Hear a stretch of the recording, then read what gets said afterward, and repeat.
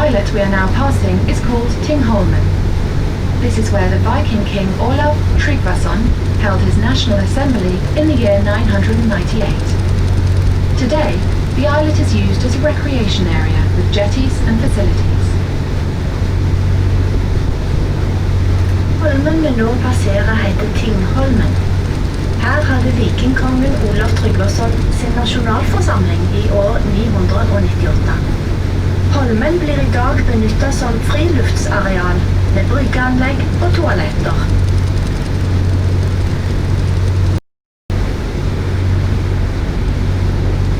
Stavanger is Norway's fourth largest city, with 130,000 inhabitants. It is also one of Norway's oldest cities, and was established in 1125. In the fjord next to us, we find the neighbouring municipality, Sandnes, which has about 75,000 inhabitants. The municipality of Stavanger has 8 islands, which we can see around us now. Among these islands we have Kælvøy, with only 2 resident families, while the largest island, Vassøy, has 700 inhabitants. These islands have no road connection to the mainland and are serviced by ferries. Stavanger med sine 130 000 innbyggere Norges 4. største by. Stavanger ble grunnlagt i 1125 og dermed en av Norges eldste byer. Ellers har Stavanger kommune 8 øyer som vi nå har rundt oss. Blant disse øyene har vi Kælvøy, hvor det bare 2 fastboende familier. Den største øya, Vassøy, har 700 innbyggere. Disse øyene har ikke fastlandsforbindelse og blir betjent med hurtigbåter og ferger.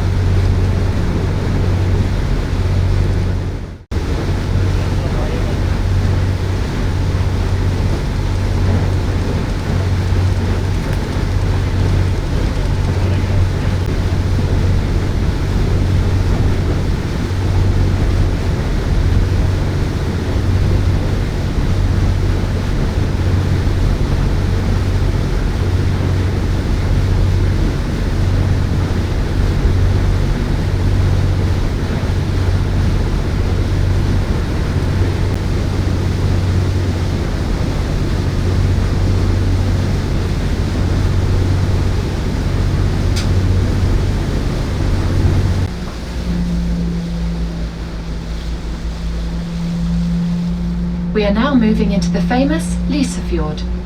Here at its mouth, the fjord is only about 13 meters deep, but at its deepest, it is 450 meters deep. The mountains we are passing are up to 1,000 meters high, and the fjord is 42 kilometers long.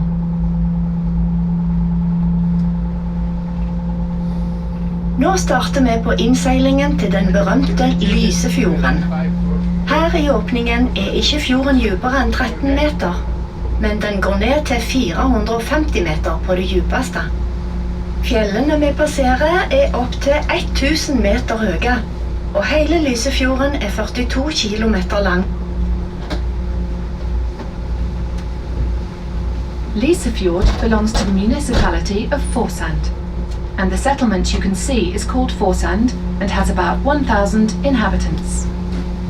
This area has a lot of mountains and large lakes. There are therefore several hydropower plants in the municipality, and this is an important income source. Lysefjorden ligger i Forsand kommune. Bebyggelsen som du ser heter Forsand, og det bor ca. 1000 mennesker her. Kommunen har mange fjell og store innsjøer, og det produseres mye vannkraft. Dette en viktig inntektskilde for kommunen.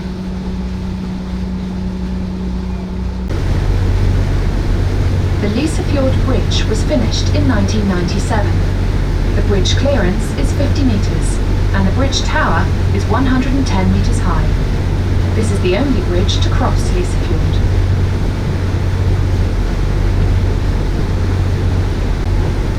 Lysefjordbrua var ferdig bygd i 1997.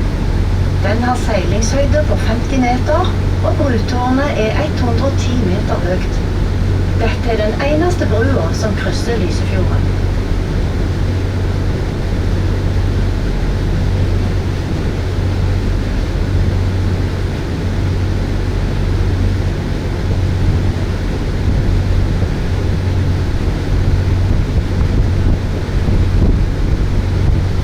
British interests started a copper mine in this area in 1785, but the mine was never very profitable, and the mining stopped after 25 years.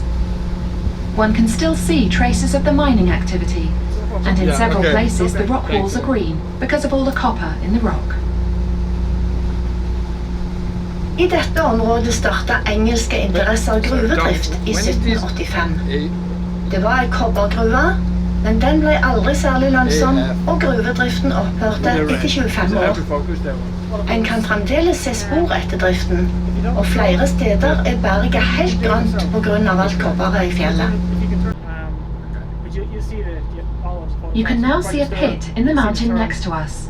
This is a pothole, or in Norwegian, a jettegryte. These potholes were created at the end of the last ice age, and can be several meters deep and wide. The Norwegian word jettegryte means a troll pot, or giant pot, because people used to think that the trolls had made them. Ved siden av oss nå kan du se ei grop i fjellet. Dette er ei jettegryte. Jettegryter ble formet mot slutten av siste istid, og kan være flere meter dype og breie. Ordet kommer fra jette, som betyr troll eller kjempe, fordi folk før trodde det var troll som hadde lagd de.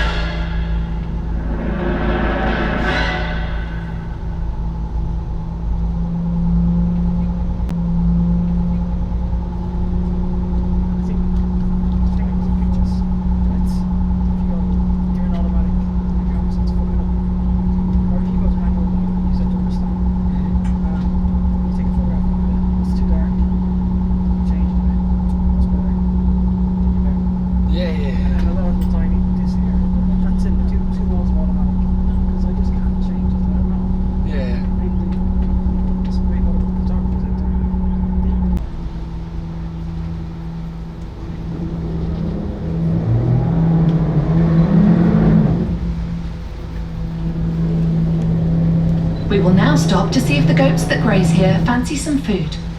The goats live on this green spot all summer, and they are very popular with the tourists.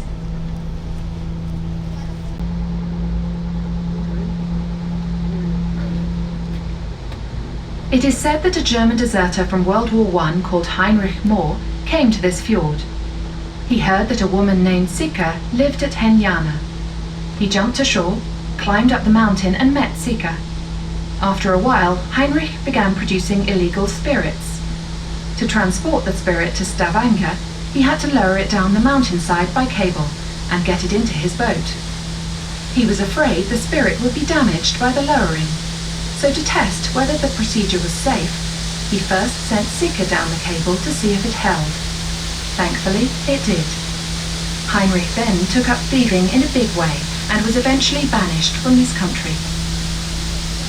Det sies at en tysk desertør fra første verdenskrig ved navn Heinrich Mohr kom inn i fjorden. Han hørte at en kvinne som heter Sikke bodde her på Henjana. Han hoppet i land, klatret opp fjellsida, og der traff han Sikke. Etter hvert begynte Heinrich å produsere hjemmebrent, noe som var ulovlig på den tida. For å få frakta hjemmebrenten til Stavanger, måtte han fire han ned fjellsida for å få det ombord i båten.